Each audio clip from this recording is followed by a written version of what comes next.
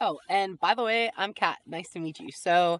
Um, let's start in Genesis, right? So I was on the Bible app, like I mentioned, and dude, this man's powerful. Like he literally was just like, boom, make this day one, boom, make this day two, and boom, make this day three, and then on this day we're gonna, rest on day seven.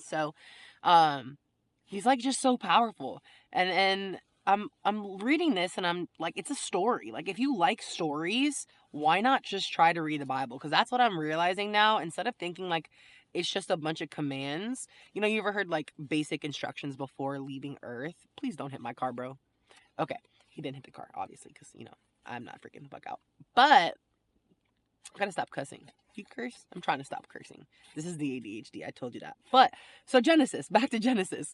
There's a lot of like making and beginning in Genesis. It's not a lot of like commands. It's just saying like, hey, this is, the animals are gonna do this, humans have this, and it gets into like Adam and Eve, and this is where things start to get real interesting, right? Because when you think Adam and Eve, if you don't really have a lot of like training in theology or you don't really know the Bible, like I really don't know the Bible, okay?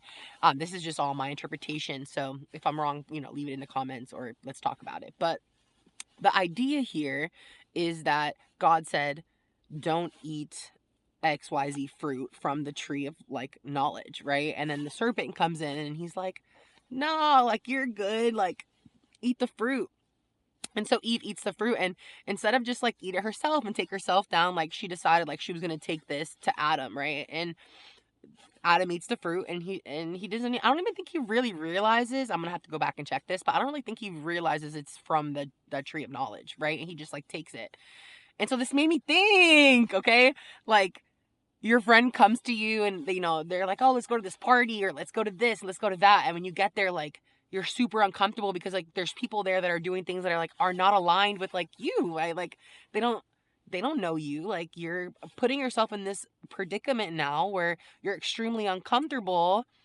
And I'm not saying don't go make friends and stuff, but it's like know your audience, know your group, and know your people. Like I want to know who's going to be there. I want to know what like is the game plan, what's happening.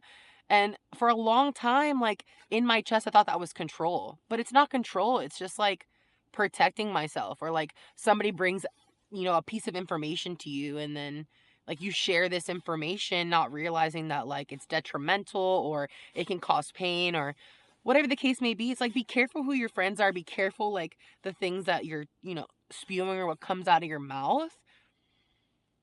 And I realized that when Eve gave him Adam the apple, like how how you gonna do that to me, girl?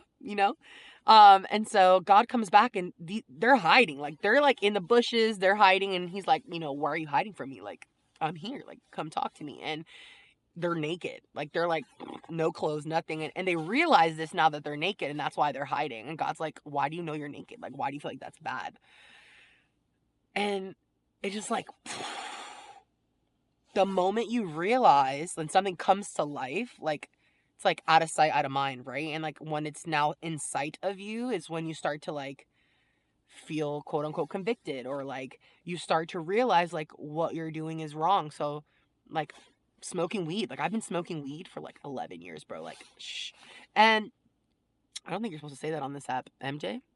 I've been friends with MJ for like a long time, and like I said bye to her in New Year's too. And when I think about it, it's like, damn, that I was in a chokehold. And like the moment I realized, like, hey, this is no longer like serving me, and this isn't good, and I was continuing to do it. Oof. Shame, pain, all of the things. And it's like this thing that I held on to for such a long time, this thing that allowed me to leave my house, this thing that allowed me to go and engage with people, this thing that, ooh, why am I crying right now?